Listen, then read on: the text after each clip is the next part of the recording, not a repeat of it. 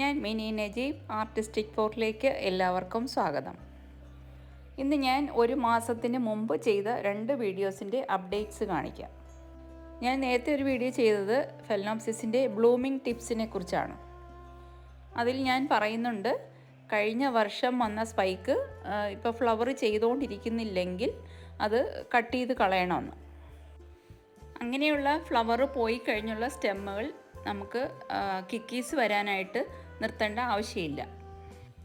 Keikis വരുന്നുണ്ടായിരുന്നെങ്കിൽ ഈ ഒരു വർഷത്തെ ഗ്യാപ്പിനിടയ്ക്ക് അത് വന്നേനെ.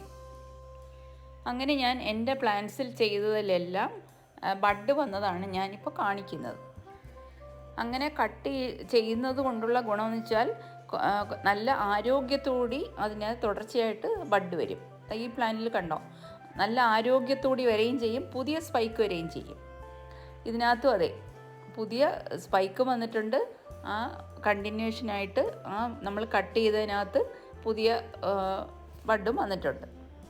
എന്നാൽ ഓരോ തവണയും ഫ്ലവർ ചെയ്ത് കഴിഞ്ഞ ഉടൻ തന്നെ കട്ട് ചെയ്യാനും പാടില്ല. അത് ഫെലനോപ്സിസിൽ മാത്രമേ ഉള്ളൂ കേട്ടോ, അല്ലാതെ ഡെൻഡ്രോബിയത്തിലൊന്നും അങ്ങനെ നിർത്തേണ്ട കാര്യമില്ല. ഡെൻഡ്രോബിയത്തിൽ അങ്ങനെ വരത്തില്ല, ഫെലനോപ്സിസിന് മാത്രമേ വരത്തുള്ളൂ. അതും തുളുംനായിലും വരും. തുളുംനായിലും അതേ, സ്പൈക്ക് വന്നു കഴിഞ്ഞാൽ ഉടനെ കട്ട് ചെയ്യരുത്. ബ്രാഞ്ചായിട്ട് വേറെ അതിൻ്റെ താഴേന്ന് പുതിയ ബഡ് വരും.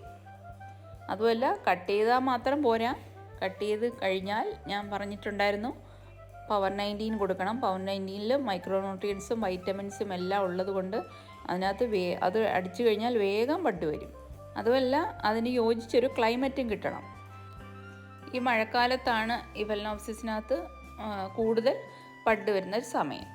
അതുമല്ല, ഈ പ്ലാന്റിലെല്ലാം ഇപ്പം ഒന്നിൽ കൂടുതൽ പ്ലാന്റ് ഉള്ളവർ കാണുമല്ലോ, അതിനകത്തെല്ലാം ഒരുപോലെ ബഡ് വരണമെന്നുണ്ടെങ്കിൽ നമ്മൾ ഒന്നിച്ച് തന്നെ കട്ട് ചെയ്യണം. ഇപ്പം ഒരു ദിവസം ഒരു പ്ലാന്റ് കട്ട് ചെയ്ത് അത് കഴിഞ്ഞ് കുറേ ദിവസം കഴിഞ്ഞ് അടുത്തത് കട്ട് ചെയ്ത് അങ്ങനെ ചെയ്യാതെ എല്ലാം കൂടെ ഒന്നിച്ച് കട്ട് ചെയ്യാൻ നോക്കുക. ഇനി ഇതുവരെ പൂത്തിട്ടില്ലാത്ത 2 പ്ലാന്റ് പൂക്കാനായി ഞാൻ മഴയത്തിട്ടിരുന്നു. അതെങ്ങനെയുണ്ടെന്ന് കാണിക്കാം. ഇത്രയും മെച്ചുറായ പ്ലാന്റ് നമുക്ക് മഴയത്തിട്ടാൽ ഒരു പ്രശ്നവുമില്ല, ചീയത്തൊന്നുമില്ല. പക്ഷേ വെയിലടിച്ചാൽ, ഇതിനിടയ്ക്ക് മഴയുടെ ഇടയ്ക്ക് ചില ദിവസം നല്ല വെയിൽ വരുമ്പോൾ വെയിലടിച്ചു കഴിഞ്ഞാൽ ഇതുപോലെ ലീഫ് ബേണായി പോവും. അത് നമ്മൾ വളരെ ശ്രദ്ധിക്കണം. ഇത് എൻ്റെ ഒരു ശ്രദ്ധക്കുറവുകൊണ്ട് വന്നതാണ് ഇങ്ങനെ ലീഫിനകത്തെല്ലാം സൂര്യപ്രകാശം കൂടുതൽ അടിച്ചിട്ട് ബേണായിപ്പോയത്. എന്നാൽ അതിൽ 2 പ്ലാന്റിലും ഇതുവരെ ഫ്ലവറും വന്നിട്ടില്ല. ഇനി വേറൊരു വീഡിയോ ചെയ്തത് തുളുംന വുഡിൽ എങ്ങനെ മൗണ്ട് ചെയ്യാമെന്നുള്ളത്. ഈ വീഡിയോ ഞാൻ ചെയ്തിട്ട് ഒരു മാസം ആയിട്ടില്ല. അതിൻ്റെ പ്ലാന്റിൻ്റെ ഇപ്പോഴത്തെ സിറ്റുവേഷൻ ഞാൻ കാണിക്കാം.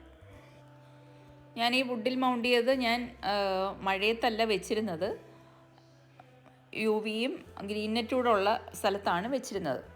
ഇതിനകത്തെല്ലാം എല്ലാ പ്ലാന്റിലും വേര് വന്നു തുടങ്ങി. ഒരു പ്ലാന്റിൽ ബഡും വന്നു തുടങ്ങി. ഞാൻ ഈ തുളുംനയുടെ വീഡിയോ ചെയ്തപ്പോൾ ഞാൻ പറഞ്ഞിട്ടുണ്ട്, ഈ പ്ലാന്റ് വളരാനും എളുപ്പമാണ്, അതുപോലെ തന്നെ നശിച്ചു പോകാനും എളുപ്പമാണ്. ചുവട്ടിലായാലും ലീഫിൻ്റെ ഇടയിലായാലും കുറേ വെള്ളം തങ്ങി നിൽക്കാതെ നോക്കിക്കഴിഞ്ഞാൽ ഒരു പ്രശ്നമില്ലാതെ വളരും. ഞാൻ നേരത്തെ തുളുംന വെച്ചിരുന്നത് വലിയ തടിയിലായിരുന്നു. നമുക്ക് എടുത്തുകൊണ്ട് പൊക്കി മാറ്റാനൊക്കെ ബുദ്ധിമുട്ടുള്ളൊരു രീതിയിലായിരുന്നു ഞാൻ നേരത്തെ വെച്ചിരുന്നത്. ഇതാകുമ്പോൾ എനിക്ക് വളരെ ഈസി ആയിട്ട് തോന്നുന്നുണ്ട്. എന്ന് വെച്ച് കഴിഞ്ഞാൽ ലൈറ്റ് അനുസരിച്ച് ഞാനത് മാറ്റി വെച്ചുകൊണ്ടിരിക്കുകയായിരുന്നു. ഇതുപോലെ ചകിരി പിടിപ്പിച്ച സ്റ്റിക്കും നമുക്ക് വാങ്ങാൻ കിട്ടും. ഇതും തുളുംന വയ്ക്കാൻ വളരെ നല്ലതാണ്.